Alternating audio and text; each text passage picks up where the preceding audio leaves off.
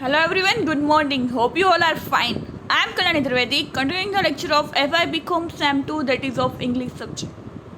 We are at the third unit, that is unit 8, the textbook. We have completed the unit 6 and 7. Now we are at the unit 8, that is the Wolves of Cenograds. It is written by Shaki H.M. Munro. H.H. Munro ના લેખક છે. About the author, લેખક વિશે જાણીએ. વુલ્ફ્સ એટલે વરુ, સેનોગ્રેડ્સના wolf. વુલ્ફનું બહુવચન છે wolfs. Saki was born Hector Hugh Munro, H.H. Munro 1817માં એમનો બોર્ન થયો હતો અને 1916માં ડેથ ઇન બર્મા, અત્યારે જે મ્યાનમાર કહેવાય છે. Where his father was the inspector general of police. એના ફાધર હતા એ ઇન્સ્પેક્ટર હતા. Later when his family settle down in England, Saki became a journalist. જ્યારે એમનું ફેમિલી ત્યાંથી ઇંગ્લેન્ડ શિફ્ટ થયું ત્યારે એ જર્નલિસ્ટ બની ગયા. And also took to writing stories, અને લેખન ચાલુ કર્યું. Stories, historical fiction and political satires, વાર્તાઓ, ઐતિહાસિક નવલકથા અને પોલિટિકલ સેટાર્સ લખવાનું એમણે ચાલુ કર્યું. He adopted the pen name of Saki. એમણે પેન નેમ એમનું રાખ્યું સાકી. અ કેરેક્ટર ઇન ઉમર ખયામ્સ રૂબિયાત. ઉમર ખયામ છે એમની રૂબિયાતમાં એક કેરેક્ટર છે Saki. Saki's writing style is a blend of refined style, clever dialogue, with, mystery and imagination. એમની સ્ટાઇલમાં શું છે? સ્ટાઇલ રિફાઇન્ડ છે, ક્લેવર, સરસ ચપળતા, ડાયલોગ બી ને એટલા મસ્ત, વિટ એટલે બુદ્ધિ ચાતુર્ય, અને મિસ્ટ્રી, રહસ્ય અને ઇમેજિનેશન એમનામાં હોય છે એમની સ્ટોરીઝમાં.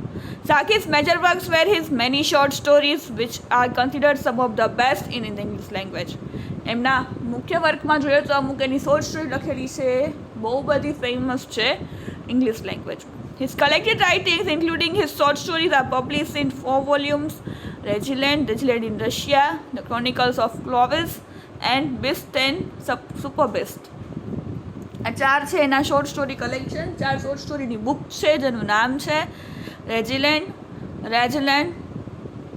Reginald in Russia, the Chronicles of Clovis and Beasts and Superbeasts. આ 4 એમના શોર્ટ સ્ટોરી કલેક્શન છે. Saki was killed in action in World War 1. પ્રથમ વિશ્વ દરમિયાન એમને મૃત્યુ થયું હતું. About the story. The story is about an old castle and its owners, the Cenograds family, who had to sell off their family castle when fortune turned against them. શું કહે છે? આ સ્ટોરી છે એક મહેલની, કેસલ, એન્ડ ઇટ્સ ઓનર અને એના માલિક જે છે સેનોગ્રાડ્સ family, who had to sell off, જેમણે એમનો મહેલ વેચવો પડ્યો હતો કેમ કે એમના નસીબ એવા હતા, એટલે એમને કંઈક નુકસાન થયું હશે, એટલે એમને પૈસાની જરૂર માટે એમણે મહેલ વેચી નાખ્યો હતો. They had to let go of their ancestral family castle in the process. એ પ્રક્રિયામાં એમને એમનો જે વંશ પરંપરાગતનો જે મહેલ હતો એ છોડવો પડ્યો હતો. The castle was purchased by Grubel family. હવે એ મહેલ કોણે ખરીદ્યો હતો? ગ્રુબેલ ફેમિલીએ. Saki weaves some clever satire into this interesting story. જે આપણા લેખક છે એમણે એમાં સરસ મજાની ઇન્ટરેસ્ટિંગ સ્ટોરી બનાવી છે. સેટાયર, ક્લેવર સેટાયર, એમના ચપળતા એમની બતાવી છે. It shows how Baron and Baroness Gruber lay claim to totally undeserve social honour.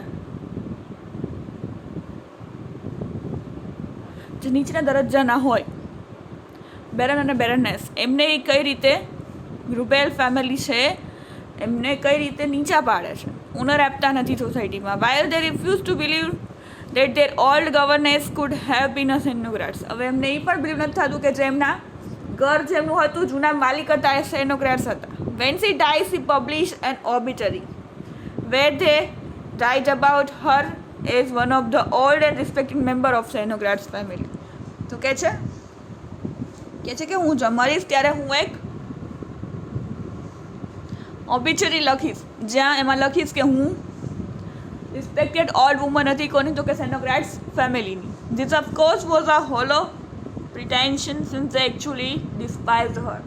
જે સાચું હતું નહીં, પરંતુ એ એને આઈડેન્ટિટી છુપાવવા માગતી હતી. કેવું હતું કે હું સેનોગ્રાટ્સ ફેમિલીમાંથી છું. The wolves of Cernogratz, વરુ.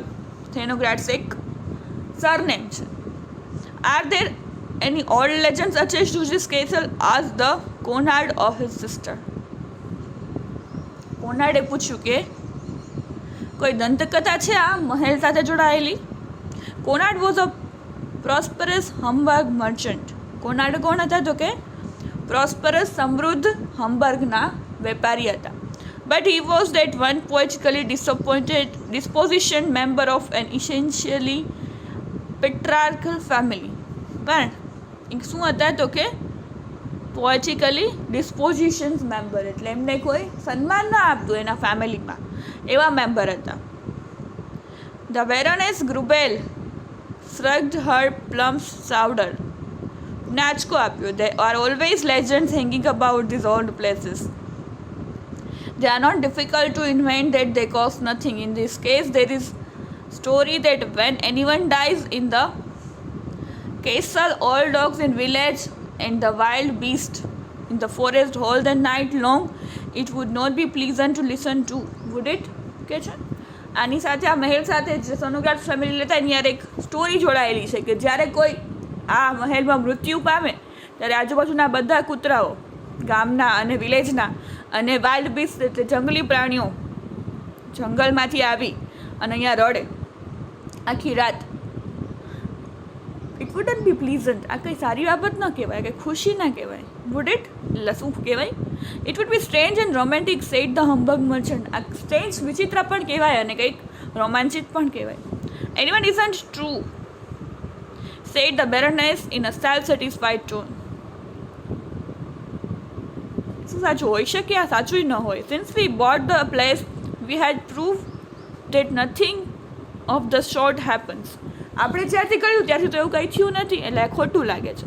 When the old mother-in-law died last springtime, we all listened, but there was no howling. It's just a story that lends dignity the place without costing anything. શું કહે છે? કે આપણા old મધર-ઇન-લોનું મૃત્યુ થયું ત્યારે તો આપણે બધા રાજી થતા, ત્યારે તો એવું કાંઈ થયું નહોતું, એટલે આ કાંઈ સાચી સ્ટોરી નથી.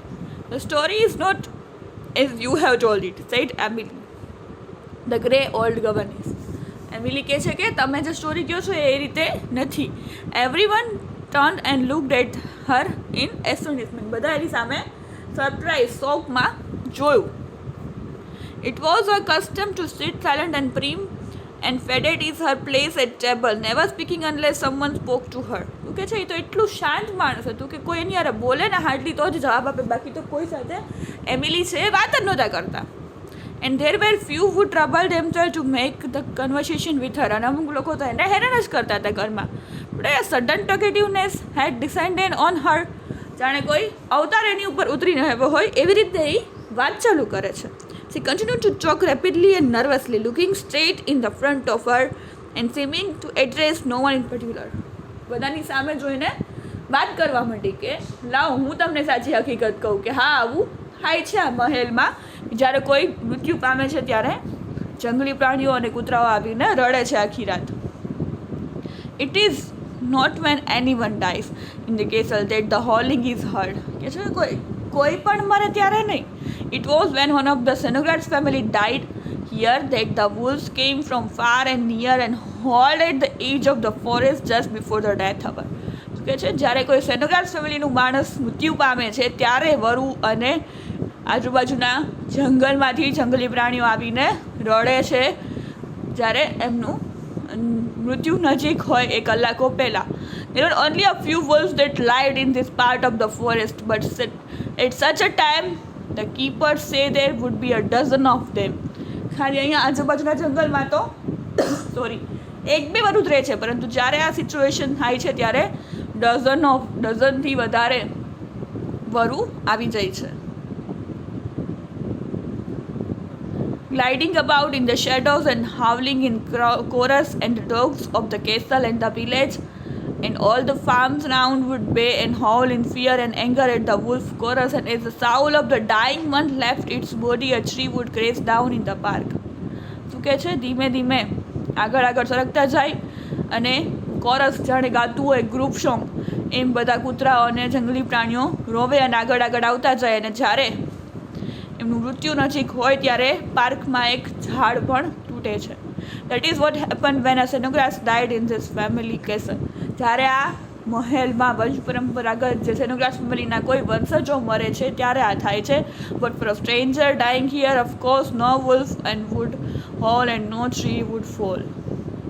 પણ કોઈ સ્ટ્રેન્જર, કોઈ અજાણ્યું વ્યક્તિ અહીંયા મરે તો કંઈ થતું નથી, કોઈ વરુ પણ ના આવે અને કોઈ ઝાડ પણ ન પડે. ઓ નો. There was a note of defiance, almost of scorn in her voice as she said last words. કે છે એના અવાજમાં પ્રતિકાર હતો કે એમ કે ખુદ કંઈક એવું ફીલ કરતી હશે એટલે એમને બોલતા બોલતા એમને આમ ગળગળા થઈ ગયા. The well-fed, much too well-dressed Baroness stared angrily at the poorly dressed old woman who had come forth from her usual and proper position of effacement to speak so disrespectfully. કે છે અને એમ કે અત્યારે એને કામથી કાઢી મૂકું, કેમ કે એમિલી ત્યાં કામ કરે છે અને એ આ લોકોની સામે આવી સ્ટોરી કહે. અને કેમ કે એ લોકો તો ગ્રુપેલ ફેમિલી હતા અને પોતે સેનોગ્રાફ્સ ફેમિલીમાંથી બિલીવ કરતી, એટલે કે સેનોગ્રાફ્સ ફેમિલીમાંથી તો આ લોકો હતા નહીં, તો આવું ક્યારેક એ લોકોને જોવા મળશે નહીં. એટલે એને એમ થયું કે અમારું અપમાન કર્યું છે એટલે હમણાં જ આને કાઢી મૂકું. You seem to know quite a lot about one Cernogratz legends Fräulein Schmidt, she said sharply. I did not know the family histories were among the subjects you are supposed to be expert in. તને બહુ ખબર લાગે છે સેનોગ્રાફ્સ ફેમિલીની દંતકથાઓની બધી, હે?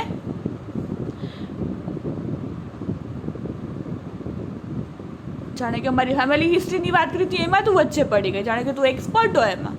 તો answer to her taunt was even more unexpected and astonishing than the conversational outbreak which had aroused it. એનો ઉભરો કાઢતી હતી એ, પરંતુ એમાં એ એટલો ઓલી ટોન મારવા માંડી કે એનો જવાબ દેવો મુશ્કેલ હતો. I am want Cernogratz myself, said the old woman. એટલે કે હું જ સેનોગ્રાફ્સ ફેમિલીમાંથી છું, એની જ એક ગરડી વુમન છું, સ્ત્રી છું. That is why I know the family history. એટલે જ મને મારા ફેમિલીની ઇતિહાસ ખબર છે. You are one xenografts? You came in disbelieving chorus?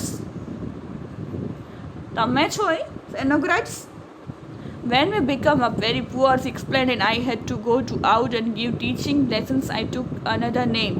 I thought it would be more fitting, but my grandfather spent much of his time as a boy in his castle, and my father used to tell me many stories. તો કહે છે જ્યારે અમારી પરિસ્થિતિ બગડી અને અમે લોકો ગરીબ બની ગયા ત્યારે મારે આ ટીચિંગ માટે આવવું પડ્યું અને મારે મારું નામ બદલવું પડ્યું. પણ મારા દાદા અહીંયા રહેતા હતા નાનપણથી જ, અને મારા પપ્પા પણ મને આ ઘણી બધી સ્ટોરીઝ કહેતા હતા. એ કઈ સ્ટોરી કહેતા, it will discuss in the next lecture. So thank you for listening. Have a nice day.